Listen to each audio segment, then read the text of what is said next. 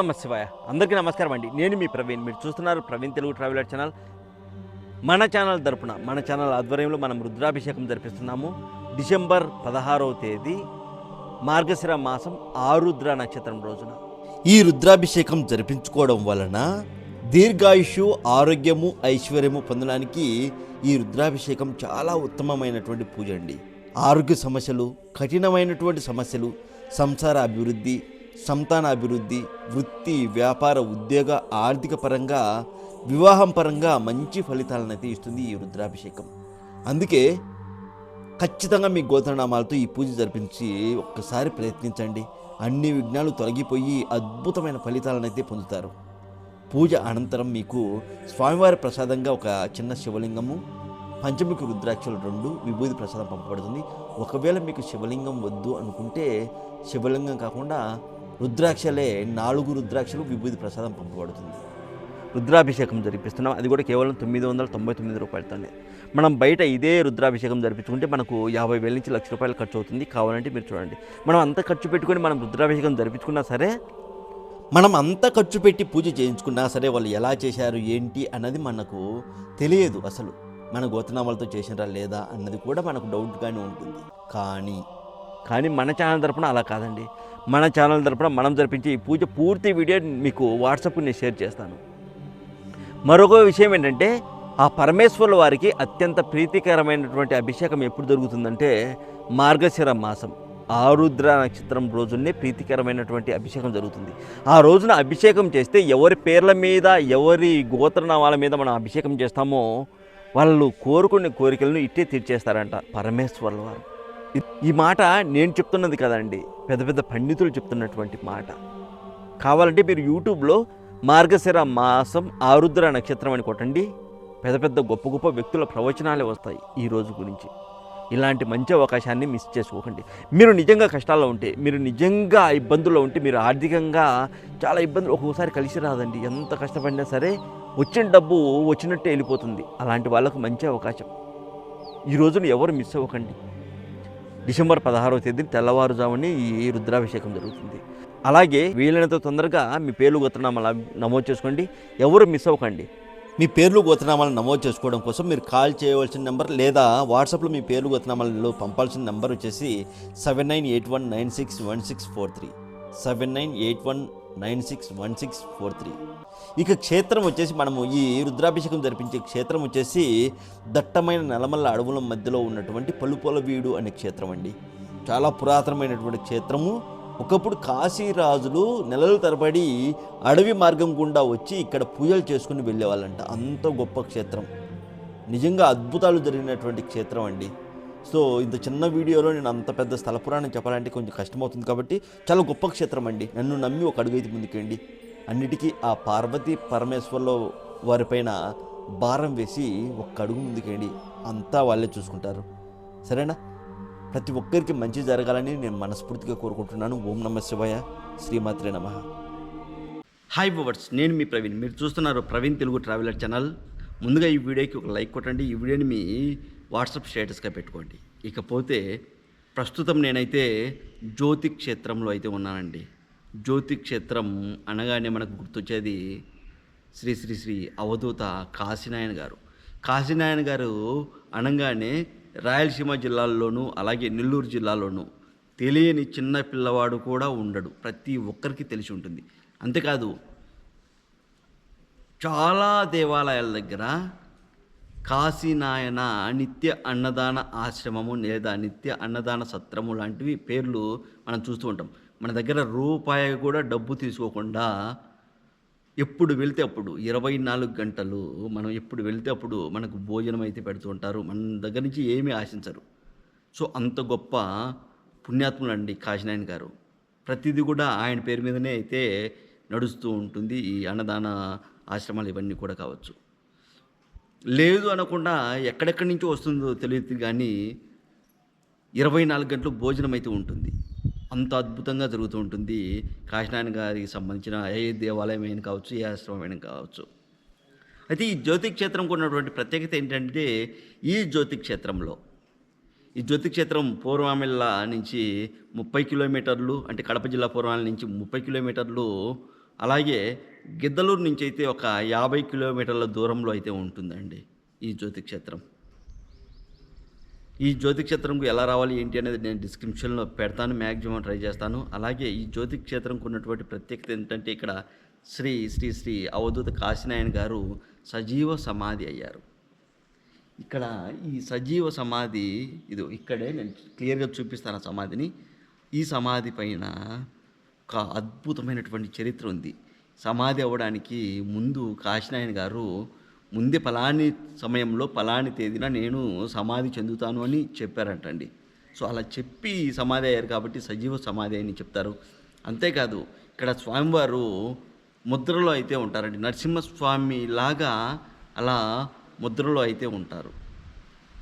సమాధి అనగానే ఇట్లా పడుకోబెట్టి సమాధి చేస్తారు కదా, అట్లా కాదు, కూర్చొని ధ్యానంలో ఉన్నట్లుగా ఉంటారు ఇక్కడ స్వామివారు. ఇలా ఇంకా చాలా అద్భుతమైన చరిత్ర ఉంది. ప్రతిదీ కూడా నేను ఈ దేవాలయం చూపించినాక మీకు క్లియర్గా చెప్తాను, చూపిస్తాను. సో దట్టమైన నల్లమల్ల అడవి మధ్యలో ఉంటుంది ఈ దేవాలయం. ఈ దేవాలయం సగం మధ్యలోనే కన్స్ట్రక్షన్ అయితే ఆగిపోయింది, ఎందుకంటే కోర్టులో ఉంది. దానికి సంబంధించింది వేరే ఉంది, అంటే ఫారెస్ట్ డిపార్ట్మెంటు, అంటే ఇది అడవి మధ్యలో ఉంది కదా. ఇట్లా కొన్ని పరిస్థితుల కారణంగా ఈ దేవాలయం అయితే ప్రస్తుతానికి అయితే నేను చూపిస్తాను. చూడండి, శిల్పకళ అయితే అద్భుతంగా ఉంటుందండి. ఈ దేవాలయంకు చాలా చక్కగా మంచి శిల్పాలు అయితే ఉంటాయి, చూపిస్తాను మీకు. చూడండి, శిల్పాలు మొత్తం కూడా చాలా అంటే చాలా అద్భుతంగా ఉంటుంది దేవాలయం శిల్పాలు అయితే. కాకపోతే దేవాలయం మధ్యలోనే ఆగింది కాబట్టి కాస్త బాధ అనిపిస్తుంది.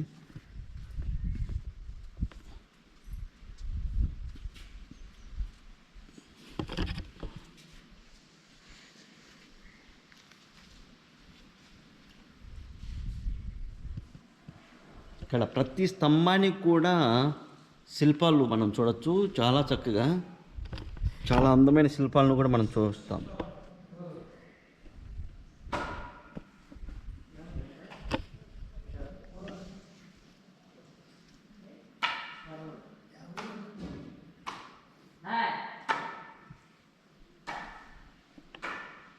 చూడండి, మొత్తం కూడా స్తంభాలు, ప్రతి స్తంభానికి కూడా శిల్పాలు అయితే ఉంటాయి. మనం చూసుకున్నట్లయితే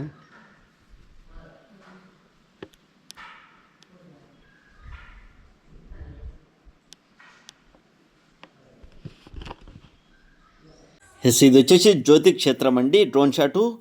సో ఎట్లా అంటే నిన్న ఈరోజు ఓకేనా, 14-15 రోజుల్లో ఈ సంవత్సరం 29వ ఆరాధన మహోత్సవం అయితే జరుగుతుంది. దానికి సంబంధించిన స్టార్టింగ్లో డ్రోన్ క్లిప్ పెట్టాను. ఎంతమంది జనాలు వచ్చారో మీరు చూశారు కదా. ఇంకా ఉంది, ఇంకొక క్లిప్ ఉంది, అది కూడా పెడతాను చూడండి. అంటే మామూలు రోజుల్లో ఇక్కడ చూడండి దేవాలయము పరిసరాలు ఇవన్నీ కూడా ప్రతిరోజు కూడా భక్తులు వస్తూనే ఉంటారు ఈ జ్యోతి క్షేత్రంకు. ఇక ముఖ్యంగా కాశీనాయన గురించి చెప్పాల్సి వస్తే, కాశీనాయను విష్ణు రూపంగా కొలుస్తారండి. ఇక్కడ నరసింహస్వామి అవతారంగా భావిస్తారు శ్రీ కాశీనాయన స్వామివారిని.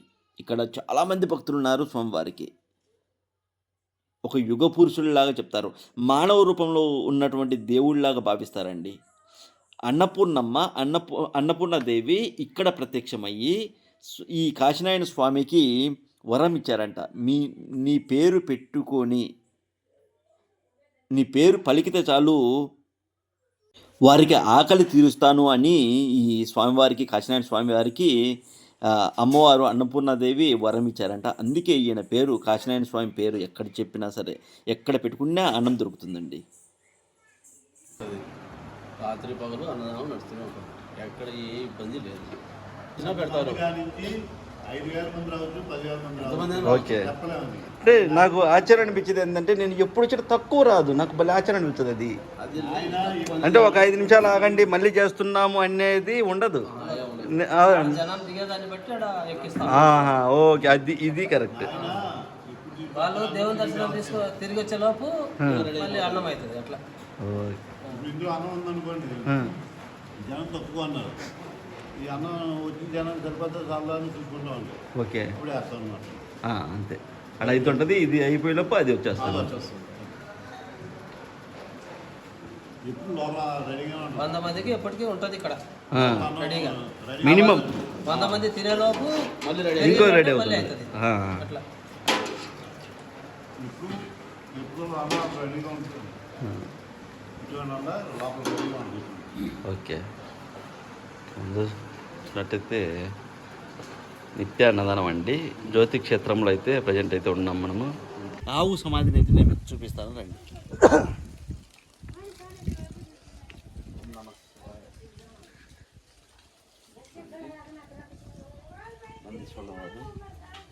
ఆవు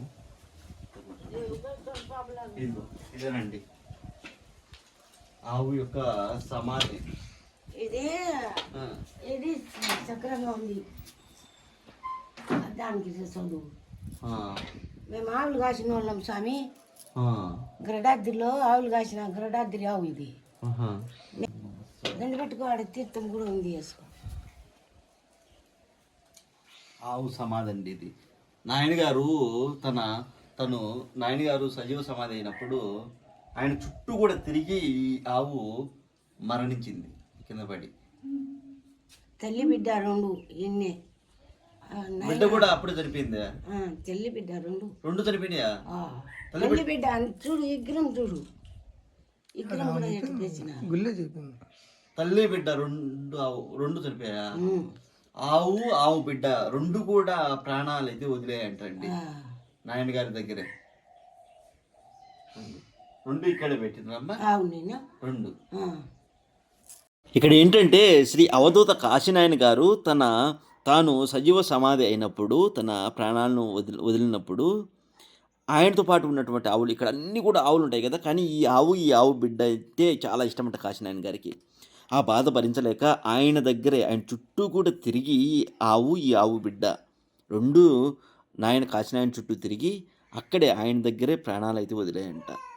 ఆ ఆవు బిడ్డను తీసుకొచ్చి ఇక్కడ సమాధి చేశారండి. నిజంగా ఎంత గొప్ప, చూడండి ఎంత ఆశ్చర్యకరంగా ఉంటుందో మూగజీవాలు ప్రేమ పెంచుకుంటే.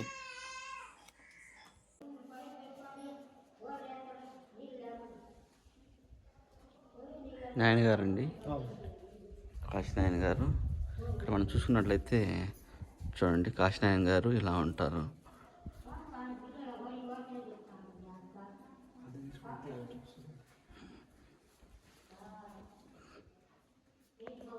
కరెక్ట్ పడుతుంది రైటింగ్.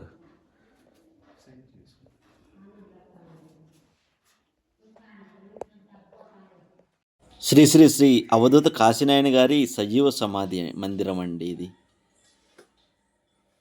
సజీవ సమాధి మందిరం.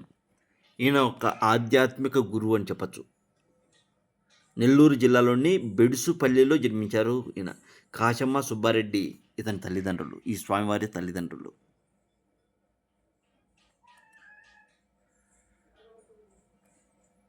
చూడండి సజీవ సమాధి మనం చూడొచ్చు.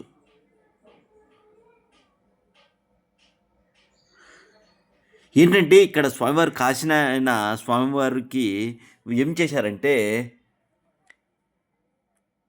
ఈ స్వామివారు చాలా పాడుపడినటువంటి దేవాలయాలకు జీర్ణోద్ధరణ చేసి అక్కడ ప్రతిరోజు అన్నదానం జరిగేలా కాశీనాయన గారు ఏర్పాటు చేశారండి ఈ చుట్టుపక్కల రాయలసీమ ప్రాంతాల్లో. అంతేకాదు కాశీనాయన గారు దీవించిన ప్రతి ఒక్కరు కూడా ఇప్పుడు కోటీశ్వరులు అయ్యారు. ఉన్నత విద్యలు చదువుకున్న వాళ్ళు ఉన్నారు. ఆయన ఒక్క పావలా బిళ్ళ ఇచ్చారంటే ఆ పావలాను ఇప్పటికీ దాచిపెట్టుకొని ఉన్న వాళ్ళు ఉన్నారు. కొన్ని కోట్లు సంపాదించిన వాళ్ళు ఉన్నారు. ఇలా కాశీనాయన స్వామి వారికి ఇక్కడ చాలామంది భక్తులు ఉన్నారండి. అలా అంటే నరసింహస్వామి అవతారం ఎలా అయితే ఉంటుందో ఆ ముద్రలో నాయన గారు అయితే ధ్యానంలో అయితే ఉంటారు ఈ సమాధిలో. ఇకపోతే కాశీనాయన గారికి అన్నపూర్ణాదేవి కలలో వచ్చి, నేను కోనేరులో ఉన్నాను, నన్ను పునఃప్రతిష్ఠ చేయమని కోరడం అయితే జరుగుతుంది. అప్పుడు స్వామివారు కాశీనాయన గారు తనకు వచ్చిన కళను ఒక వ్యక్తికి చెప్తారు. అతని తరపున అమ్మవారిని అన్నపూర్ణాదేవిని ప్రతిష్ఠిత చేస్తారండి. ఇక్కడే కోనేరులో అమ్మవారి విగ్రహం అయితే దొరుకుతుంది. ఆ విగ్రహము ఆ దేవాలయం ఇదంతా కూడా నేను మీకు చూపిస్తాను రండి. ఇప్పుడు కాశీనారాయణ గారి క్షేత్రంలో కాశీనారాయణ గారి దేవాలయం ఎక్కడుంటే అక్కడ నిత్య అన్నదానం అయితే మనకు ఉంది కదా. అందుకు కారణం సాక్షాత్తు అన్నపూర్ణాదేవి ప్రత్యక్షమై ఆయనకు వరం ఇచ్చిందండి. ఆయనకు సంబంధించిన దేవాలయం కావచ్చు, ఆయన పేరు పెట్టుకున్న ప్రతిదీ కూడా అక్కడ అన్నం దొరికేలాగా అమ్మ ఎప్పుడు ఆయన వెంట ఉండేలాగా వరం ఇచ్చారు. అమ్మవారికి సంబంధించిన దేవాలయం అన్నపూర్ణ ఆలయం. ఇక్కడ నందీశ్వర వారిని చూడవచ్చు మనము. అలాగే ఎదురుగా కాశీ విశ్వనాథ స్వామి శివలింగం రూపంలో ఉంటారు. అలాగే అమ్మవారు అన్నపూర్ణాదేవి కూడా మనం చూడవచ్చు. ఇక్కడ మనం రండి పక్కన కంచి కామాక్షి అమ్మవారు. అక్కడ మధ్యలో ఉన్నది వచ్చేసి అన్నపూర్ణాదేవి అమ్మవారు కదా. అన్నపూర్ణాదేవి అమ్మవారు ప్రతిష్ట అంటే ఇక్కడ విగ్రహం దొరికినప్పుడు ప్రతిష్ట చేసిన అమ్మవారు కదా కాశీనారాయణ స్వామి. అక్కడ పక్కన కంచి కామాక్షి అమ్మవారు అండి. ఇక్కడ శివయ్య శివయ్య దేవాలయం అయితే మనం చూడొచ్చు. అమ్మవారు నీట్గా కనబడుతుంది. జూమ్ చేద్దాం. ఇక నిన్న ఈరోజు ఆరాధన ఉత్సవం కాబట్టి నేను కూడా జ్యోతి క్షేత్రం దర్శించడం అయితే జరిగిందండి. మనం పూజ కూడా ఇక్కడే దగ్గరలోనే కదా, నల్లమల అడవి మార్గంలోనే కదా అనేసి వచ్చాను. ఇక ఈ వీడియోకి లైక్ కొట్టండి. ఈ వీడియోని మీ ఫ్రెండ్స్కు ఫ్యామిలీ మెంబర్స్కు షేర్ చేయండి. అలాగే రుద్రాభిషేకంకు చాలా తక్కువ సమయం ఉందండి. వీలైనంత తొందరగా మీ పేర్లు గోత్రనామాలు నమోదు చేసుకోండి. తక్కువ సమయం కాదు, గంటలే ఉన్నాయి. చాలా ఫాస్ట్గా నమోదు చేసుకోవాలి. ఓం నమ శివాయ, శ్రీమాత్రే నమః. ఓం నమో నారాయణాయ. హరి ఓం.